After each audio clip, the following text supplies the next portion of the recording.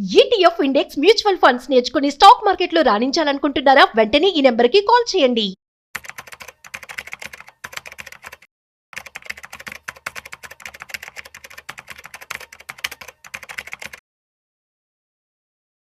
Home loan తీసుకొని ఇల్లు కట్టొచ్చా? ఒకవేళ హోమ్ లోన్ తీసుకొని ఇల్లు కట్టినట్లయితే డబ్బులు ఎలా సేవ్ చేసుకోవాలి? అసలు దీనికి సంబంధించి ఏమన్నా సూత్రాలు కానీ ఫార్ములాస్ కానీ ఉన్నాయా?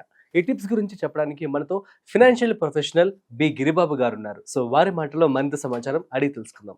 హాయ్, హలో, నమస్తే, వెల్కమ్ టు సుమన్ టీవీ. నేను మీ Rajiv Pasupuleti. So let's start. So hi sir, నమస్తే. నమస్తే అండి. ఎలా ఉన్నారు సార్? ఫైన్ అండి, డూయింగ్ గుడ్. యా. సో మనం చూస్తూ ఉన్నట్లయితే చాలా మంది ఇప్పుడు ఫినాన్షియల్ ప్రొఫెషనల్ చాలా మంది చెప్తున్నది ఏంటి అంటే లోన్ తీసుకొని ఇల్లు కట్టొద్దు అంటున్నారు కొంతమంది. దాని బదులు డబ్బులు ఇన్వెస్ట్మెంట్ చేసుకొని అంటున్నారు. సరే, ఇది కాదు. సో మరి హౌస్ లేని వాళ్ళకి తప్పనిసరిగా మరి ఇల్లు కట్టుకోవాలి కాబట్టి హోమ్ లోన్ తీసుకొని ఇల్లు కట్టుకున్నారని చెప్పి అనుకుందాం. సో కట్టుకున్న తర్వాత సో దాని మీద ఏమైనా టిప్స్ కానీ హ్యాక్స్ కానీ మనం యూస్ చేసి డబ్బులు సేవ్ చేసుకోవచ్చా? అసలు సాధ్యం అవుతుందంటారా? ఏమంటారు మీరు? అసలు దానికి అన్నిటికంటే ముందు మనం నార్మల్గా సొంతిల్లు కంటే ఆ సొంతిల్లు కొనుక్కొని ఈఎంఐ కడుతూ మనం ఒక 20 years తర్వాత ఇంటి వాల్యూ ఎంత అవుతుంది ఈ వర్సెస్ ఈఎంఐ ఎంత పే చేస్తున్నాము వర్సెస్ లోన్ ఎంత తీసుకున్నాము, ఈ లెక్కలు అన్ని ఒక పక్క వేసి రెండో పక్క ఈ హోమ్ లోన్ తీసుకొని ఈఎంఐ కడితే మీరు మొత్తం ఎంత కడతారు, సమ్ ఎక్స్ అమౌంట్, ఆ ఎక్స్ అమౌంట్ ఇంటి వాల్యూ అప్రిషియేషన్ తో కలుపుకుంటే ఎంత అవుతోంది, ఇవన్నీ ఒక లెక్కలేసి ఇదే అమౌంట్ ఈఎంఐ కట్టకుండా మీరు కనుక ఇన్వెస్ట్ చేసి అట్లీస్ట్ ఒక 12 to 15% లేదా లోవర్ సైడ్ 12% వేసుకున్నా కూడా అదే 15-20, ఎందుకంటే హోమ్ లోన్ అంటే మినిమం ఈ రోజుల్లో 15 సంవత్సరాలు లేకుండా ఉండదు. హీన పక్షంలో 10 నుంచి పైనే ఉంటుంది. 10-15 సంవత్సరాలు అనేది just common. Everyone will take for 10-15 years లేదా 20 years అనుకుందాం. కొంతమంది ఎక్కువ డిస్బర్స్మెంట్ అవ్వడం కోసము 25 years పెట్టుకునే సందర్భాలు కూడా ఉంటాయి వయసు బట్టి. బట్ యావరేజ్ మనం ఒక 15 సంవత్సరాలు 20 సంవత్సరాలు పెట్టుకుందాం అనుకుందాం. ఆ వ్యక్తికి చాలా మంది యూట్యూబర్స్ కానీ చాలా మంది మనం చూస్తూ ఉంటాము, ఆ 20 years మీరు కట్టే ఈఎంఐ బదులు దాన్ని మీరు ఎస్ఐపి చేస్తే వచ్చే వాల్యూ ట్రెమండస్ గా ఉంటది, కంపేర్ చేయలేము. మీరు సపోజ్ ఎగ్జాంపుల్ ₹1,00,00,000 లోన్ తీసుకొని ఈఎంఐ 80,000 కడుతూ ఉంటే మీరు 20 years లో 2.5 times కడతారు రఫ్లీ మినిమం. అంటే 1 crore లోన్ కి 2.5 crores కడతాము. అదే ₹80,000 ఎస్ఐపి చేస్తూ పోతే మీకు హీన పక్షంలో ఒక 6 నుంచి 7 కోట్లు ఉంటుంది. నేను తక్కువ 12% వేసుకుంటే కూడా this is more value than your flat. అప్పటికి మీ ఫ్లాట్ వాల్యూ ₹1,00,00,000 కోటి ఉంటే కూడా ఎక్కువే డిప్రిషియేట్ అవుతుంది. ఇక్కడ 8 crores వస్తాయి, హ్యాపీ బతికేషన్ చెప్తారు. ఇవన్నీ చాలా కరెక్ట్. యాక్చువల్గా ఇవన్నీ కరెక్టే. ఎప్పుడంటే ఎక్సెల్ షీట్ మీద కరెక్ట్. ఇది ఎక్సెల్ షీట్ మీద వేస్తే బ్యూటిఫుల్ గా వస్తుంది, ఇందులో రాకెట్ సైన్స్ లేదు, ఇది నిజం కూడా. ఇది ఎస్ఐపి చేస్తే పెరుగుతుంది కూడా. కానీ అన్ని మనము లెక్కల్లో వేసి ఆలోచన చేయలేం. ఎందుకంటే అలా గనక లెక్కల్లో వేసి ఆలోచన చేస్తే ఇప్పుడు మనం ఒక సింపుల్ సూత్రం చెప్తూ ఉంటాను ఎక్కువ, నేను నా వాట్సాప్ స్టేటస్ పెడుతూ ఉంటాను. Rule 15,000 15 years 15% will make you rich, will make you 1 crore. Crorepati అవ్వడం చాలా ఈజీ. ₹15,000 సేవ్ చేస్తూ పోండి, 15% రిటర్న్ వస్తే వచ్చింది. ఆల్రెడీ గత 20 సంవత్సరాలలో మార్కెట్స్ వచ్చాయి కాబట్టి మనము ఆ 15,000 15% 15 సంవత్సరాలు చేస్తే కోటీశ్వర్లు అయిపోవచ్చు. సింపుల్. ఇది మరో 5 ఏళ్ళు కంటిన్యూ చేస్తే 22 కోట్లు అవ్వచ్చు, 2 కోట్ల చిల్లర. ఇంకో 5 ఏళ్లకు 5 కోట్లు, మరో 5 ఏళ్ళు అంటే 30 ఏళ్లకు 10 కోట్లు అవుతుంది. హ్యాపీగా రిటైర్ అయిపోవచ్చు. 30 years వ్యక్తి చేస్తే 30 years 10 crores it's beautiful amount అని చెప్తాం. కానీ ప్రాక్టికల్ గా ఒక్కరిని చూపించాడు నాకు చేసిన వాళ్ళని ఒక్కరుండరు. అవునా? ఒక్కరుండరు ప్రాక్టికల్ గా. ఎందుకంటే ఫస్ట్ ఆఫ్ ఆల్ దాని మీద కన్విక్షన్ ఉండదు. ఇప్పుడు నేను నా క్లయింట్స్ అందరికి మాతో ఇన్వెస్ట్ చేయడం వల్ల వాళ్ళకు ఎటువంటి ఫైనాన్షియల్ డౌట్స్ నాకు కాల్ చేస్తూ ఉంటారు రెగ్యులర్ గా. నా అడ్వైస్ తీసుకోకుండా, నాతో మాట్లాడకుండా ఎటువంటి ఫైనాన్షియల్ డెసిషన్స్ తీసుకోరు. అలా నేను అందరికి చెప్తూ ఉంటాను. ఇవి అయితే వినడానికి బాగుంటుంది, వాళ్ళు కన్విన్స్ అవుతారు. కానీ దీన్ని ఇంప్లిమెంట్ చేసేప్పటికి ఎక్స్టర్నల్ ఫ్యాక్టర్స్ లైక్ ఇంట్లో ఫ్యామిలీ మెంబర్స్ అయి ఉండొచ్చు, లేకపోతే వైఫ్ అయి ఉండొచ్చు, పేరెంట్స్ అయి ఉండొచ్చు, ఎవరు దీన్ని యాక్సెప్ట్ చేసి ముందుకు తీసుకెళ్లారు. ఇది సరే తీసుకెళ్ళకపోవడానికి వాళ్ళ రీజన్స్ ఏముంటాయంటే ఇవన్నీ నెంబర్స్ ఎక్సెల్ మీద కనపడుతుంటాయి. ఒక పక్క ఫస్ట్ ఆర్గ్యుమెంట్ ఏంటంటే మార్కెట్ పడిపోతే ఎట్లా, నేను తీసుకునే టైం కల్లా మార్కెట్ కుప్పగొలిపోతే ఎట్లా, మరో కోవిడ్ వస్తే ఎట్లా, ఆర్థిక మంది వస్తే ఎట్లా, ఇవన్నీ చెప్తూ ఉంటారు. ఇవన్నీ పక్కన పెట్టండి. ఫస్ట్ నార్మల్ గా కొంతమంది మీరు ఇల్లు తీసుకోకుండా ఇలా సేవ్ చేసుకుంటూ పోండి అని చెబితే ఆ ఇల్లు అనే ఒక ఎమోషన్ ఉంది. ఇల్లు ఆ ఎమోషన్ ని ఈ 8 కోట్లు కాదు కదా 10 కోట్లు కూడా రీప్లేస్ చేయలేదు. That emotion is always emotion. For example ఇప్పుడు ప్రతి ఒక్కళ్ళకు ఒక కళ ఉంటుంది. ఈ భూమి మీద నేనంటూ పుట్టిన తర్వాత, నేనంటూ ఉన్న తర్వాత నాకు ఒక జాగా ఉండాలి, నాకు ఒక ఇల్లు ఉండాలి, నేను ఎక్కడ తిరిగి ఎట్లా అలసిపోయి ఇంట్లో పడుకుంటే నాకు హ్యాపీగా ఉంటుంది, నా ఇల్లు నాది అనే ఒక ఫీలింగ్ ఉందే, అవును. దాన్ని ఎన్ని కోట్లు పెట్టినా రీప్లేస్ చేయలేం. ట్రూ. అవునా? సో ఆ ఎమోషన్స్ ఇంపార్టెంట్. ఇప్పుడు మనము అంటే మనతో పాటు కుటుంబం అని అర్థం. మన పేరెంట్స్ అందరూ ఉంటారు. సపోజ్ ఇప్పుడు చాలా కేసెస్ చూస్తుంటాను నేను. పేరెంట్స్ ఓల్డ్ ఏజ్కి వచ్చినప్పుడు వాళ్ళకు చాలా ఇబ్బందులు ఉంటాయి. వాళ్ళకు ఒకసారి బెడ్ రిడన్ అవుతూ ఉంటారు. వాళ్ళకు ఒక స్థిర నివాసం ఏర్పడి ఉండాలి. సడన్గా ఏదైనా కాలం చేశారనుకోండి పేరెంట్స్, ఆ టెనెంట్ ఇంట్లోకి తీసుకురానిపోతే అంతకంటే నరకం ఉంటుందా? నీకు ఎన్ని కోట్లు ఉంటే లాభం ఏంటి? సొంత ఇంట్లో ఇప్పుడు కొంతమంది ఎక్కడో చనిపోతారు వేరే వేరే ప్రదేశాలలో, కానీ చనిపోయే రోజు దహన సంస్కారాలు సొంత ఊరికి సొంత ఇంటికి తీసుకొచ్చి చేస్తారు. ఎందుకు? కొంతమంది నాకు తెలిసిన ఒకతను రీసెంట్గా చనిపోయాడు. పాపం అతను డ్రీమ్ హౌస్ కట్టుకుంటున్నాడు. అది అబౌట్ టు కంక్లూడ్, ఇంకా ఒక 80% కన్స్ట్రక్షన్ అయింది. ఆయన ఏం చేశారు, ఆ ఇంటికి తీసుకొచ్చి ఆ ఇంట్లో ఒక 3-4 అవర్స్ ఉంచి అతని శవాన్ని తీసుకుని వెళ్ళిపోయారు. ఇది అటాచ్మెంట్ అంటే. కనుక దీన్ని మీరు ఎన్ని కోట్లు పెట్టి కూడా రీప్లేస్ చేయలేరు దాన్ని. అందుకని ఏం చెప్తానంటే డెఫినెట్ ఇల్లు కొనుక్కోండి. ఇప్పుడు కొంతమంది యూట్యూబర్స్ ఉంటారు, వాళ్ళు మీరు కనుక ఇల్లు కొనుక్కోవడం మొదలుపెట్టి ఇంటి హోమ్ లోన్ తీసుకుంటే మీ పిల్లల జీవితం అంధకారంలోకి పోయినట్టే, మీ పిల్లలకు భవిష్యత్తు ఉండదు, మీకు ఇంకా రిటైర్మెంట్ లైఫ్ ఉండదు, అన్ని డబ్బులు ఖర్చు అయిపోతే చాలా చెప్తూ ఉంటారు. కానీ ఇల్లు అనే ఎమోషన్ ఉందే, దాన్ని మనము ఎన్ని కోట్లు పెట్టి కూడా రీప్లేస్ చేయలేము. నేనేం చెప్తానంటే ఆ ఇల్లు కొనుక్కోండి. ప్రాపర్ ప్లానింగ్ ద్వారా మీరు ఒక లూప్లోకి వెళ్ళకుండా, మీరు ఫైనాన్షియల్ బర్డన్లో ఇరుక్కోకుండా నెమ్మదిగా ఇల్లు అనే ఒక అతిపెద్ద ఒక ఆస్తిని మీరు ఎమోషన్తో సంపాదించుకోండి, ఫైనాన్షియల్ బర్డెన్తో కాదు అని చెప్తుంటాను. దీనికి చాలా టిప్స్ ఉంటూ ఉంటాయి మనకు. ఫర్ ఎగ్జాంపుల్ ఇప్పుడు మీ దగ్గర మీ బడ్జెట్ ఒక ₹1,00,00,000 అనుకోండి. ఈ రోజుల్లో ₹1,00,00,000 లేకుండా ఇల్లు అసలు ఎక్స్పెక్ట్ కూడా చేయలేము మనం. మినిమం అది ₹1,00,00,000. ఆ ₹1,00,00,000 ఇల్లు తీసుకోవాలి అంటే మీ బడ్జెట్ ఎంత, మీ శాలరీ ఎంత మిగులుతుంది ప్లాన్ చేసుకొని, అవసరమైతే మీ హోమ్ లోన్ టెన్యూర్ని చాలా లాంగ్ పెట్టుకోండి. 20+ సంవత్సరాలు పెట్టుకోండి, 20 సంవత్సరాలు పెట్టుకొని చిన్న ఎగ్జాంపుల్ చెప్తాను. ఒక ₹1,00,00,000 లోన్ తీసుకున్నారు. నార్మల్ గా మీరు 15 సంవత్సరాలు పెట్టుకుంటే 90,000 అలా అవుతుంది ఈఎంఐ. 20 సంవత్సరాలు పెడితే ఒక 75-80 అవుతుంది. దాన్ని ఇంకొక 25 సంవత్సరాలు పెంచుకోండి, ఒక 60,000కో 50,000కో ఈఎంఐ వస్తుంది. వస్తే మీ బడ్జెట్ ఎంత? యాక్చువల్ బడ్జెట్ ఒక 80,000 ఈఎంఐ. కానీ ఆ బడ్జెట్ ని మీరు తగ్గించుకొని ఆ 30,000 ఏదైతే ఎక్స్ట్రా సర్ప్లస్ వస్తుందో దాన్ని ఎస్ఐపి చేయండి. అంతేకాని చాలా మంది ఏం చేస్తారంటే నేను 25 years పెట్టుకున్నాను కానీ 25 years కట్టను, నా దగ్గర ఏదైతే ఎక్సెస్ ఉంటుందో ఇదంతా నేను కడుతూ పోతా అని ఫీల్ అవుతారు. కానీ 25 years టెన్యూర్ పెట్టుకున్నప్పుడు మొదటి 7-8 years ఓన్లీ ఇంట్రెస్ట్ తీసుకుంటాడు బ్యాంక్ వాడు, అసలు ప్రిన్సిపల్ ఉండదు అందులో. కనుక మీరు మెజారిటీ అమౌంట్ ఇంట్రెస్ట్ పోద్ది, ఏది ఈఎంఐస్ కట్టేది. అప్పుడు మీరు ఏదైతే ఎక్స్ట్రా కడతారో అదంతా ప్రిన్సిపల్కి వెళ్తూ ఉంటుంది. కనుక ఈ ₹1,00,00,000 బడ్జెట్ ఏదైతే ఉంటుందో హోమ్ లోన్, దాన్ని క్లియర్ చేయాలి అంటే మీరు 10 సంవత్సరాలు కట్టుకుంటూ పోయినా కూడా అది ప్రిన్సిపల్లో చేరుతూ ఉంటారు, కానీ మీ ఇంట్రెస్ట్ తినేస్తూనే ఉంటారు వీళ్ళు. కనుక మీకు చాలా టెన్యూర్ అయిపోతుంది ఏది ప్రిన్సిపల్ కట్టుకుంటూ పోతే. దాని బదులు మీరు ఈఎంఐ మాత్రం కట్టి రిమైనింగ్ ఒకటి ఎస్ఐపి చేయండి. జస్ట్ ఒక 60,000 మీ బడ్జెట్ ఒక 80,000 అయ్యి ఈఎంఐ హోమ్ లోన్ 80,000 ఉంటే దాన్ని రెడ్యూస్ చేసుకోండి, టెన్యూర్ పెంచి ఒక 55 తెచ్చి ఒక 30,000 రూపీస్ మీరు సిప్ చేయగలిగితే, అంటే ఇక్కడ బడ్జెట్ మారట్లేదు, 80,000 ఫస్ట్ అనుకున్న బడ్జెటే 50,000కి కుదించాలి దాన్ని. ఆ రిమైనింగ్ 30,000ని సిప్ చేయండి. ఓ 10 years తర్వాత మీ ఎస్ఐపి 30,000 చేసిన అమౌంట్ తక్కువ 60 లక్షల పైన అయిపోతుంది. మనమే 3.6 lakhs పే చేస్తాం per annum. 30,000 into 12 3.6 lakh. 10 years 36 lakhs మనం పే చేస్తాం 10 years లో.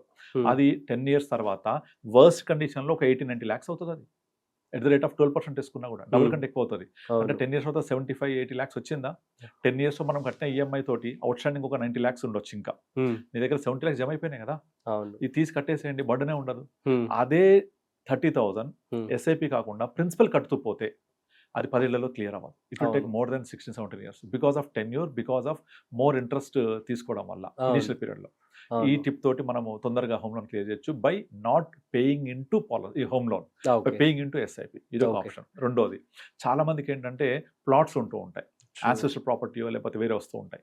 ఆ ప్లాట్స్ అలాగే ఉంచుకొని ఒక ఆస్తిపరులుగా ఉండే బదులు దాన్ని లిక్విడేట్ చేసుకొని ఆ వచ్చిన డబ్బుల్ని మీరు ఒక మ్యూచువల్ ఫండ్ పెట్టుకొని ఎస్డబ్ల్యూపీ తీసుకోండి, లేదా మంత్లీ డివిడెంట్ ఆప్షన్ తీసుకోండి. తీసుకుంటే మీరు ఒక ₹1,00,00,000 లేదా ఒక ₹1,00,00,000 లోనే అగైన్ మీ దగ్గర ఒక 30 లక్షలు 50 లక్షలు మన దగ్గర ప్లాట్ అమ్మే డబ్బులు వచ్చాయనుకోండి, అది కట్టకండి హోమ్ లోన్ కి, దాన్ని ఇన్వెస్ట్ చేయండి. ఇన్వెస్ట్ చేస్తే ఒక ₹50 లక్షలు ఇన్వెస్ట్ చేస్తే హీనపక్షంలో ₹40,000 మనం ఎస్డబ్ల్యూపీ తీసుకోవచ్చు 9% చొప్పున. 37,500 40,000 తీసుకోవచ్చు. ఆ ₹40,000 మీరు రెగ్యులర్ గా ఎస్ఐపికి వచ్చే మంత్ ఇన్కమ్ ని మీరు ఈఎంఐకి పే చేస్తూ ఉండండి.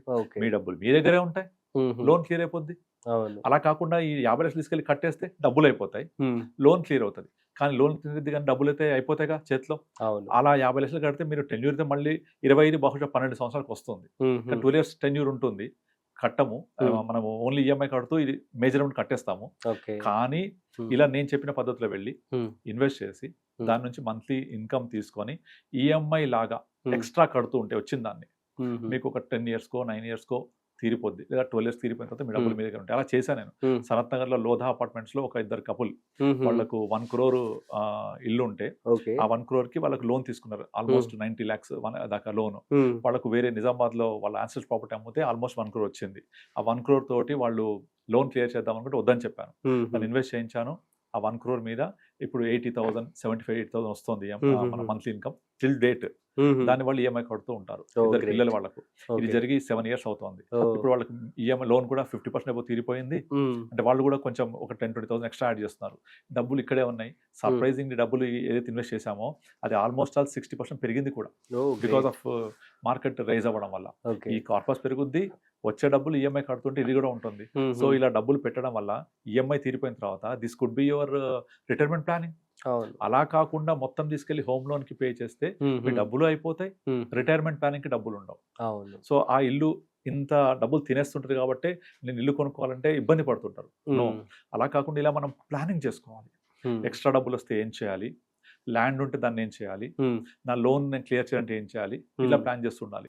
సో అతను ఏంటంటే ఆయన దగ్గర ఆల్రెడీ ఒక 50 lakhs దాకా ఉన్నాయి. 50 lakhs దాకా నన్ను కలిసాడు అనమాట. కలిసి నేను చెప్పానంటే మీరు 50 lakhs ఇన్వెస్ట్ చేసేయండి, ప్లస్ మీరు ఏదైతే ఇప్పుడు మీ ఈ ఎస్ఐపి చేయడానికి కెపాసిటీ ఎంత ఉంది, ఆల్మోస్ట్ ఒక 1 lakh rupees ఎస్ఐపి చేసే కెపాసిటీ ఉంది ఆయనకు, because both wife and husband are working. అయితే 50 lakhs వన్ టైం ఇన్వెస్ట్ చేసి ఆ 1 lakh ఎస్ఐపి కూడా చేయిస్తున్నాను నేను ఆయనతోటి. ఇప్పటికి చేయబట్టి ఒక 3 years. అయితే ఆల్రెడీ 1 year 2 years బ్యాకే ఎక్కడైతే రేరా నెంబర్ వచ్చి ప్రీ లాంచ్ ఆఫర్ లో రెప్యూటెడ్ బిల్డింగ్ దగ్గర ఫ్లాట్ తీసేసుకోమని చెప్పాను. తీసేసుకున్నాడు. ఇప్పుడు ఏదైతే హోమ్ లోన్ తీసుకున్నాడు, తీసుకుని ఆ హోమ్ లోన్ ఇచ్చిన బ్యాంకర్ ఏం చేస్తున్నాడు, ఎట్లయితే వీళ్ళు కన్స్ట్రక్షన్ రేట్ చేస్తూ ఉంటారో అలా వాళ్ళు రిలీజ్ చేస్తూ ఉంటారు బడ్జెట్.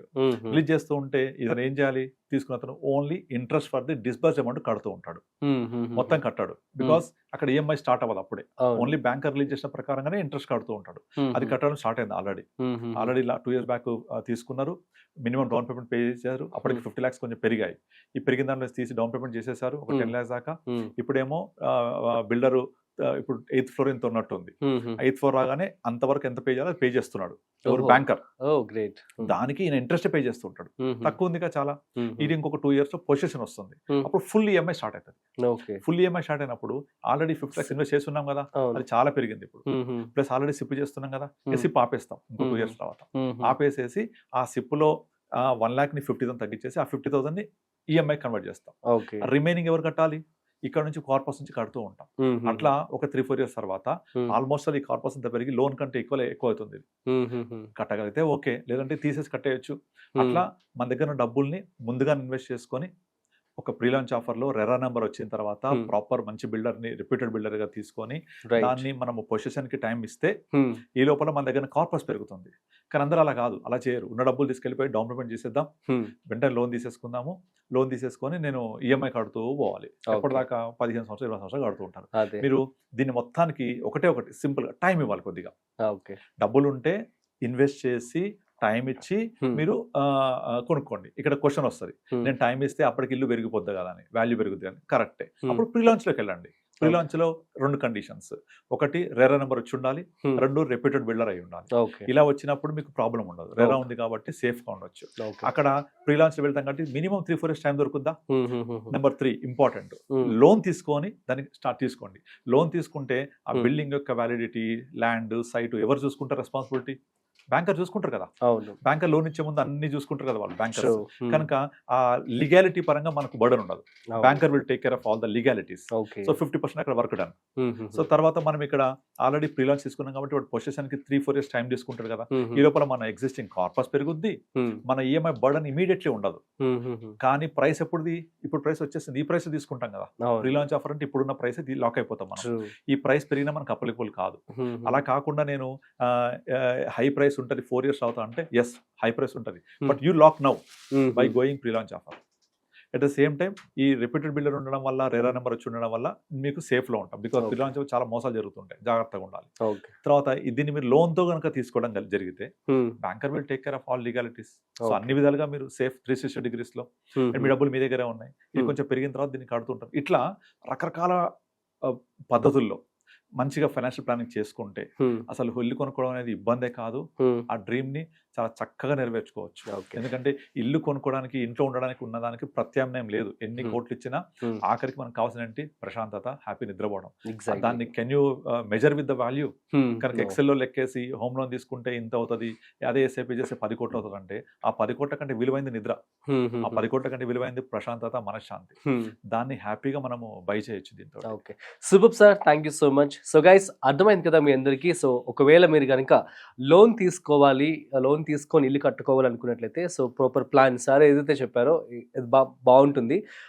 ఇందులో భాగంగా మీరు ప్రీ లాంచ్లోకి వెళ్ళొచ్చు. లేదు అనుకున్నట్లయితే కొంత అమౌంట్, ఫర్ ఎగ్జాంపుల్ మీరు కనుక 80,000 రూపాయలు ఈఎంఐ కనుక ఉన్నట్లయితే మీ టెన్యూర్ కొంచెం పొడిగించుకుని 50,000 రూపాయలు ఈఎంఐ కట్టి మిగతా ఏదైతే 30,000 రూపాయలు ఉందో దాన్ని మీరు మ్యూచువల్ ఫండ్స్ సిప్స్లో కనుక ఇన్వెస్ట్మెంట్ చేసినట్లయితే, సో ఏదైతే మీకు కొంచెం లాంగ్ టర్మ్లో మంచి కాపర్స్ రావడం జరుగుతుంది, దాని ద్వారా కూడా మీకు మంచి బెనిఫిట్ అయితే రావడం జరుగుతుంది. దీని ద్వారా మీరు ఈఎంఐ ఒకేసారి కట్టుకోవచ్చు. అట్ ద సేమ్ టైం మీకు డబ్బులు కూడా ఎక్కువ మిగిలే ఛాన్స్ అయితే ఉంటుంది. మీకు ఇంకా ఏమైనా డౌట్స్ ఉన్నట్లయితే కామెంట్ చేయండి, మేము మీకు రిప్లై ఇస్తాము. సో మరొక ఇంట్రెస్టింగ్ కాంటెంట్తో మళ్ళీ కలుద్దాం. అంతవరకు చూస్తూనే ఉండండి సుమన్ టీవీ.